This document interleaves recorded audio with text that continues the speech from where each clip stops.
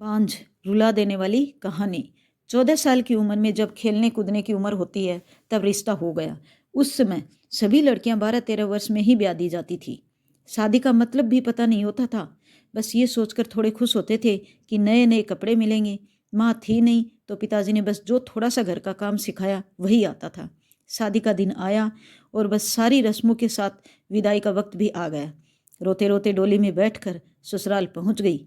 इतनी आलीशान हवेली देखकर मन ही मन बहुत खुश हुई। तभी सासू माँ की आवाज़ आई, अरे जल्दी से कलश लाओ, बहू आ गई है। और मैंने घूंघट की आड़ में अपनी सास को देखा। आंखों से एकदम सख्त मिजाज की लग रही थी मुझे। सच मानो थोड़ा डर गई थी उन्हें देखकर। सारी रस्में खत्म होते होते रात हो गई थी। बिस्तर पर लेटते ही नींद आ गई। सुबह सुबह नौकरानी ने आकर जगाया कि चलो रसोई बनाने की रस्म है। तैयार होकर रसोई में गई और खीर बनाई। सबने तारीफ भी की पर सासू माँ ने कमी निकाल ही दी थी। साथ ही साथ हिदायत भी दे दी कि अगर अब बचपन छोड़कर कुछ काम काज सीख लो। 15 दिन बाद मेरे पति को भी हॉस्टल जाना था क्योंकि तब बीए कर रहे थे अमर। खैर अमर भी हॉस्टल चले गए और मैं अकेली रह गई अपनी सास और ससुर के साथ पढ़ती।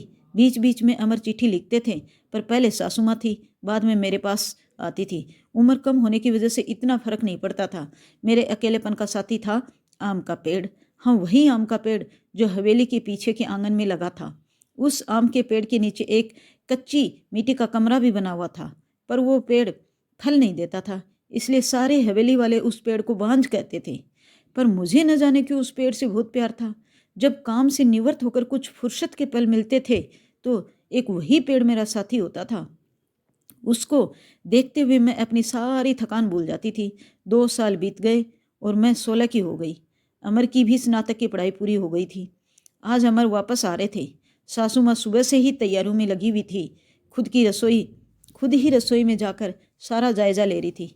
मैं भी बहुत खुश थी कि अब मुझे अकेले नहीं रहना पड़ेगा। 16 श्रृंगार के साथ मैं पूर्ण स्त्री की तरह महसूस कर रही थी। आज मांग का सिंदूर कुछ अलग ही लालिमा लिए हुआ था। शायद वह लालिमा मेरे चेहरे पर भी दिख रही थी। तभी तो मेरी सासू ने मुझे कहा था कि जा अपनी नज़र उतरवा ले, अमर आ गए हैं। हवेली की हलचल से पता चल गया था मुझे। खाने पीने से निवृत्त होकर सब आराम करने चले गए। अमर भी कमरे में आ गए थे और मैं बस शर्म से लाल हुई जा रही थी। तभी अमर ने मुझे तोहफा दिया, एक सुंदर लाल साड़ी। पर मेरे लिए तो अमर का वापस आना ही सबसे बड़ा तोहफा था। हमने ढेर सारी बातें की जिनमें कुछ शिकायतें थी, कुछ प्यार था। समय बीतता गया और 2 साल कैसे बीत गए पता ही नहीं चला। मैं और अमर एक दूसरे के साथ बहुत खुश थे। एक दिन अचानक पता चला कि मेरे पिताजी बहुत बीमार हैं। अमर मुझे लेकर तुरंत रवाना हो गए। पिताजी ने मुझे देखकर बहुत खुश हुए, जैसे मेरे लिए ही अपनी सांसों को रोका हुआ था। और फिर मुझे अमर के हवाले करके वो इस दुनिया से चले गए। भीगी आंखों से हमने पिताजी को विदा किया। अब मेरा सब कुछ अमर और उसका परिवार ही था। समय गुजरता गया और अमर ने अपनी लॉ की पढ़ाई भी पूरी कर ली और अब वो सरकारी वकील कहलाने लगे थे। पर भगवान ने मुझे अभी संतान सुख नहीं दिया था। अभी तो सासू माँ दबी जुबान में बोलती थी, पर धीरे धीरे उन्होंने अपना रुख कड़ा कर लिया। अमर बहुत व्यस्त रहते थे अपने काम में। वो मेरे पीछे सारा दिन पड़ी रहती। धीरे धीरे सारे गांव में ये बात फैल गई थी कि हवेली की बहू बांझ है। तीर की तरह चुभता था ये शब्द, पर कुछ कह नहीं पाती थी। सिर्फ आंसू से दिल हल्का करती थी। अमर मुझे दिलासा देते थे, पर लोगों का व्यवहार अंदर ही अंदर मुझे खोखला कर रहा था। अभी मेरी उम्र ही क्या थी, सिर्फ 19 साल, और लोगों ने मुझे बांझ बना दिया। बचपन से ही शरीर से दुबली पतली थी मैं। फिर माँ के मरने के बाद ठीक से पालन पोषण भी नहीं हो पाया था। एक दिन अमर जब दोपहर के खाने पर घर आए तो सासू माँ ने फरमान सुना दिया कि हम अमर की दूसरी शादी करेंगे। उफ, इतना बड़ा धोखा! अमर कैसे दे सकते हैं मुझे? नहीं, ऐसा नहीं हो सकता है। बत्ती बुझा दो, मुझे सोना है। अमर, कुछ बात करनी है आपसे। मैं थक गया हूँ। धानी, मुझे सोने दो। अमर, क्या आप दूसरी शादी करेंगे? धानी, मैंने कहा ना, सोने दो मुझे, थक गया हूँ मैं। तुम सब लोगों की चिक चिक सुनते सुनते, उधर माँ है और इधर तुम, परेशान हो गया हूँ। मैं मन करता है आत्महत्या कर लूँ। नहीं अमर, ऐसा मत कहिए। धानी ने अमर के मुँह पर हाथ रखते हुए कहा, आपके अलावा अब कौन है मेरा? धानी करवट लेकर सारी रात आंसू बहाती रही और जब सुबह उठी तो एक टूटी हुई औरत बनकर जो मजबूर होकर हर चीज़ से समझौता कर लेती है। सारी रात यही सोचती रही कि शायद अमर ने भी मौन स्वीकृति दे दी है। दूसरी शादी के लिए घर उस पे कहाँ मालूम था कि उसकी माँ ने किस हद तक उसे मजबूर किया है दूसरी शादी के लिए। 1 महीने के अंदर ही अमर की दूसरी शादी हो गई। गेंदा अमर की माँ की दूर के रिश्तेदार की बेटी है।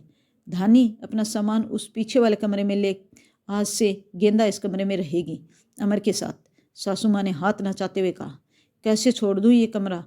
नहीं, ये मेरा कमरा है, जिसे ये जहाँ जाना है जाए। फिर ख्याल आया कि जो ब्याह कर इस घर में लाया था, जो वही मेरा नहीं है, तो ये कमरा कैसे मेरा हो सकता है? ऐसा सोचते हुए आंखों में आंसू का सैलाब उमड़ पड़ा। सिंदूर की डिब्बी और कुछ कपड़े लेकर उस कच्ची मिट्टी के कमरे की तरफ बढ़ गई। सामान एक कोने में रखकर खिड़की पर बैठ गई और उस आम के पेड़ को देखते हुए उसको निहारने लगी। इसे कुछ कम हो जाएगा, किस्मत कहूँ या कुछ और, कि आज मेरी हालत भी इस पेड़ की तरह हो गई है।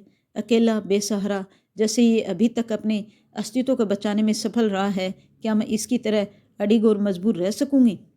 या फिर किसी कमज़ोर लता की तरह मुरझा जाऊंगी और अपना अस्तित्व खो दूंगी? नहीं, ऐसा नहीं होगा।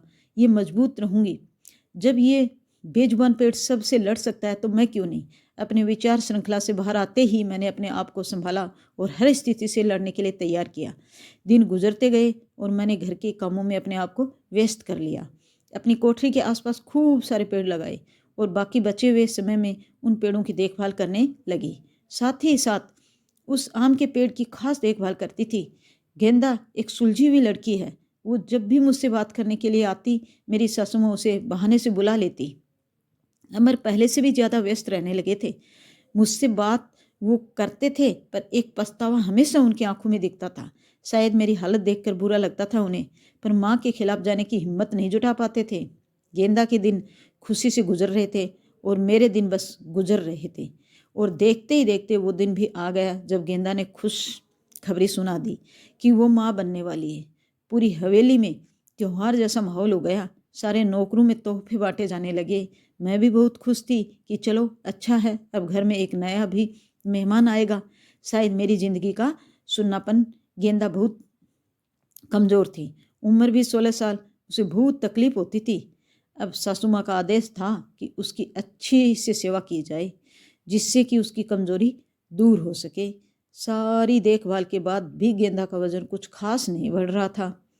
एक दिन चिंतित होते हुए मैंने अमर से कहा कि गेंदा को शहर के किसी अच्छे डॉक्टर को दिखा लाओ,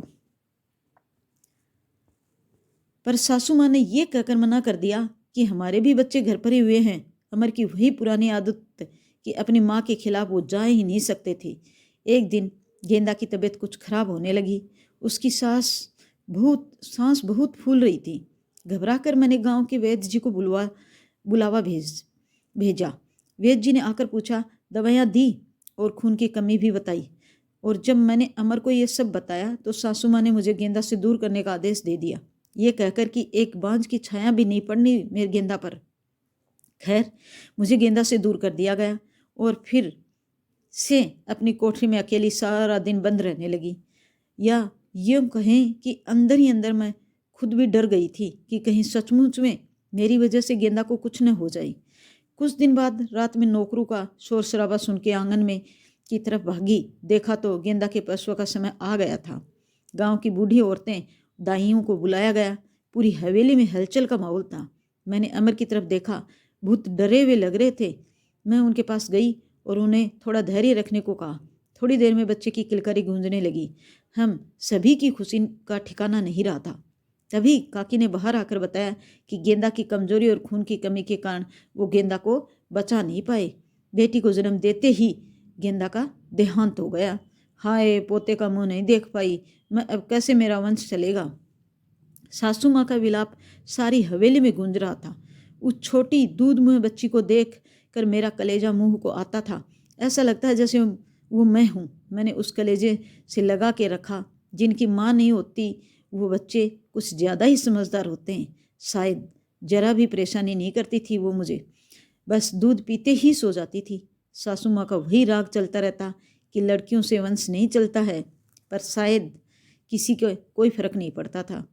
अमर अब पहले से खुश रहने लगे थे। ऑफिस में आते ही मेरे कमरे में आते और गुड़िया को खिलाते। मुझे भी अमर को खुश देखकर अच्छा लगता था। साल बीत चुका था गेंदा को गए हुए, गुड़िया को आए हुए। आज गेंदा की बरसी है। हवेली में छोटी सी पूजा रखवाई है।